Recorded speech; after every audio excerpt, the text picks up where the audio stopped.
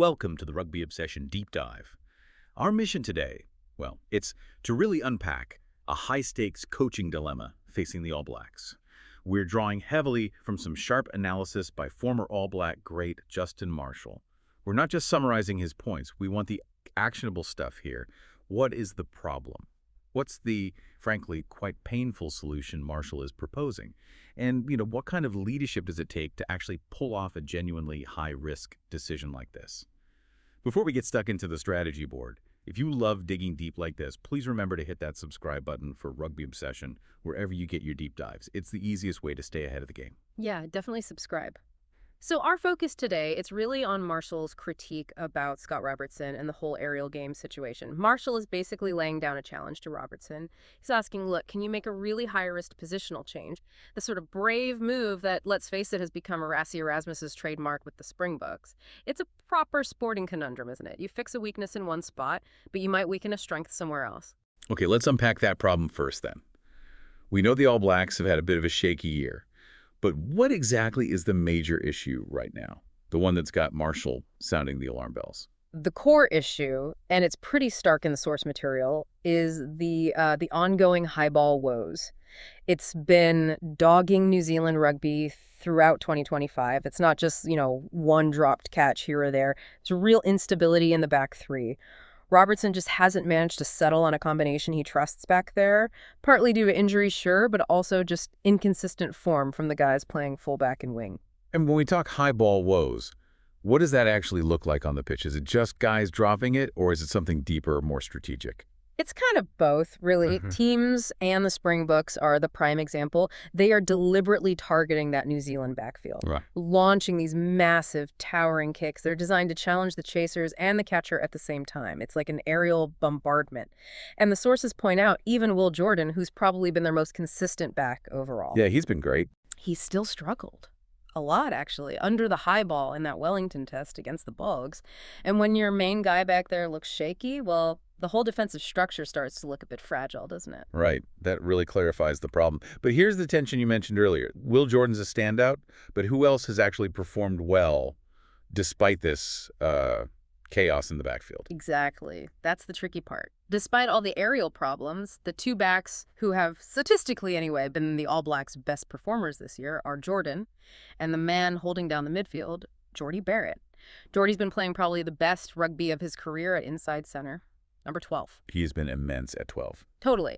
So you've got this big systemic weakness under the high ball, and then you've got your two best backs, Jordan and Barrett, kind of awkwardly positioned relative to fixing that specific weakness. It really sounds like the only fix involves moving one of your absolute best assets out of a position where he's excelling, which I guess brings us straight to Marshall's proposed solution. Spot on. Marshall thinks the answer is pretty fundamental. It's about using Jordie Barrett, who is, let's be honest, arguably one of the very best players they have in the air to finally sort out these aerial problems.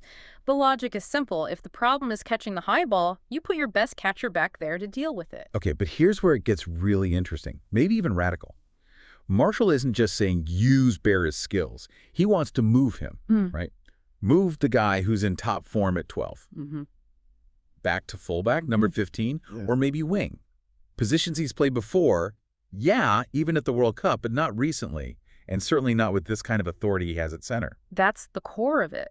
Marshall framed it almost like there's no other choice. He said something like, you've just got to come up with a solution. He clearly believes Barrett's height, his physical presence, his confidence under the high ball, those are assets they simply have to use where the danger is greatest right now, which is the back three. It's a straight swap, really. Put the skill where the deficiency is, almost regardless of the knock-on effects. Okay, so let's talk knock-on effects.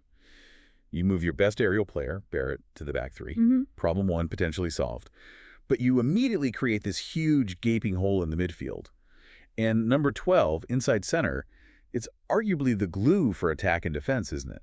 What do the All Blacks actually lose, tactically speaking, if they pull a playmaker like Barrett out of that crucial channel? Oh, the loss is significant. It's multi-layered. When Barrett's at 12, he's not just a runner. He's a second distributor, gives them options outside the 10. He can crash it up and straighten the line when needed. And crucially, he's a key defensive organizer in that busy channel.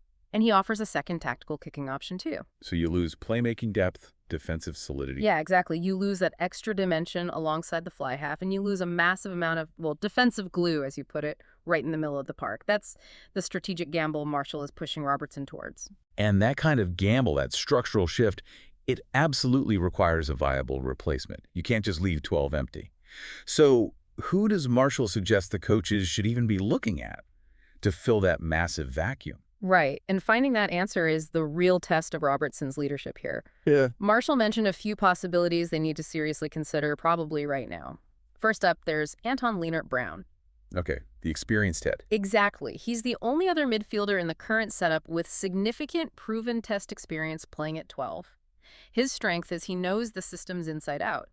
But reading between the lines of the source material, perhaps his recent form hasn't quite screamed undroppable. He offers reliability, maybe not that game-breaking dynamism they'd lose from Barrett. Okay, reliable, but maybe not spectacular. What's the second name? This one's interesting given injury history. Yeah, that's Quintupea. He definitely has the athletic profile, the potential dynamism you want in a modern 12. But the source specifically flags that he just hasn't played much top-level rugby recently. He had that long injury layoff. So a risk on match fitness. Definitely. It's a gamble on whether he can hit the ground running at test level immediately. Moving Jordie for Tupea feels like investing in potential, but the All Blacks kind of need a fix now, don't they? They do. Okay, and the third option Marshall throws out there. Yeah. This one feels like the really radical one, the kind of move that hints at the boldness Marshall wants to see. Yeah, this is the curveball. Potentially bringing in Lester Fainga'anuku at number 12. Wow, the winger. Primarily a powerhouse winger known for his carries, his finishing. Putting him at inside center would be a massive shift. It suggests a game plan built around pure power, direct running through that channel, maybe allowing someone like Billy Proctor to stay in his preferred spot further out. Marshall's point seems to be, don't be afraid to look at these unconventional options, because maybe the standard playbook isn't cutting it right now. That Fainga'anuku option. Wow, that feels like a pure strategic punt, doesn't it? Yeah. Solves the aerial problem by moving Barrett, sure, but it forces a complete rethink of how the midfield operates. And that brings us neatly to the comparison that really frames this whole deep dive. Marshall asking if Scott Robertson can be brave like Rassie Erasmus. What's the connection he's making there? Why bring this Springbok coach into this? It's not just about making any change. It's about making a change that's high stakes, carries political weight, and risks, a media storm if it backfires.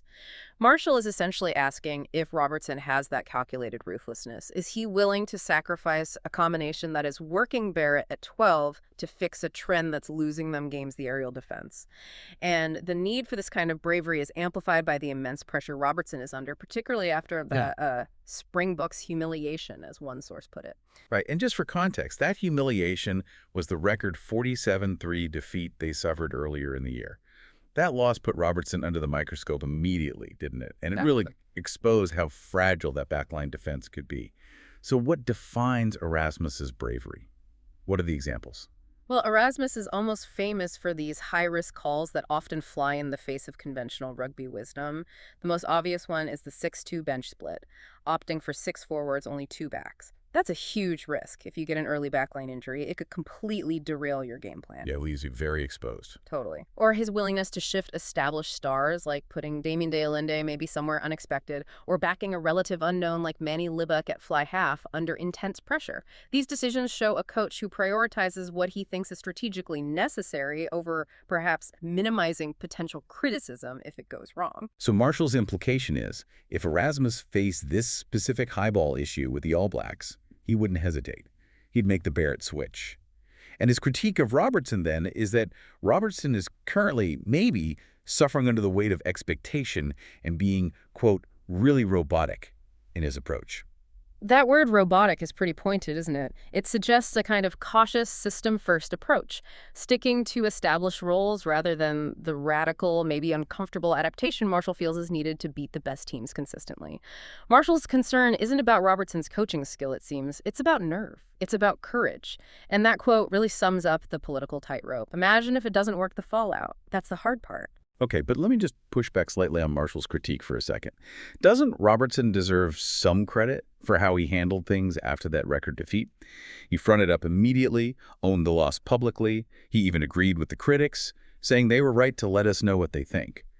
Doesn't that show leadership, even if he hasn't made this specific switch yet. Maybe he's not being robotic, maybe he's just being calculated, waiting for the right moment, or perhaps making sure the replacement at 12 is absolutely ready. That's a really fair point. Owning a defeat like that certainly shows accountability. It implies he knows things need to change, he's aware of the problems. But I think the source material, particularly through Marshall's perspective, is arguing that awareness isn't the same as action. Recognition is an execution. The fundamental question Marshall leaves hanging is, will he actually pull the trigger on the move that risks his own reputation and potentially destabilizes his team's attacking shape, all to fix that one glaring weakness? We are going to connect this specific coaching dilemma to the bigger picture in just a moment. But if you've just joined us and you're enjoying this deep dive into All Blacks strategy, please do hit that subscribe button for Rugby Obsession. Don't miss out on our next analysis of the game's biggest talking points. Okay, connecting this back to the bigger picture now. This isn't just an All Blacks problem, is it? It feels like a universal coaching challenge you see in any high-stakes sport, rugby, football, whatever. Do you stick with the known strength your informed player excelling in one position? Or do you move that player to plug a critical hole elsewhere, knowing you risk that fallout if the whole plan backfires? Absolutely. It's that classic trade-off between optimizing what's working and addressing what's fundamentally necessary, even if it's disruptive. The need here is clear. Solve the aerial weakness, probably using Barrett. The price is also clear. Potential instability, losing that vital structure at number 12. Which brings us to a really interesting question for you, the listener. If you look at those three options, Marshall floated for number 12, Leonard Brown, Tupea, or the wildcard Fendaganuku, which of those solutions, in your view, offers the most immediate stability if Barrett is moved to the back three? Yeah, we'd genuinely love to hear your thoughts on this one. What's your take on the decision Robertson faces? What positional switch would you make if you were in his shoes? And who gets the nod at 12? Let us know. Ultimately, I think the source material really zeroes in on just how difficult it is to make that kind of genius level call, a decision that carries huge political risk, huge performance risk. It requires that specific type of decisive, maybe even ruthless leadership that Marshall sees in someone like Rassie Erasmus. It's the difference, perhaps, between doing the safe, expected thing and doing the necessary high-risk thing you need to do to actually win at the highest level. Absolutely. And this knowledge, understanding these pressures and trade-offs, that's what makes following the game so fascinating. This has been a real high-stakes look at one of the biggest tactical challenges facing the All Blacks right now. And really, it's the kind of tough call every top coach eventually has to grapple with when their back's against the wall. Thank you for diving deep with us today. Please don't forget to subscribe to Rugby Obsession for more analyses like this one. Thank you for listening to the Rugby Obsession Deep Dive, and we really look forward to you listening to our next episode.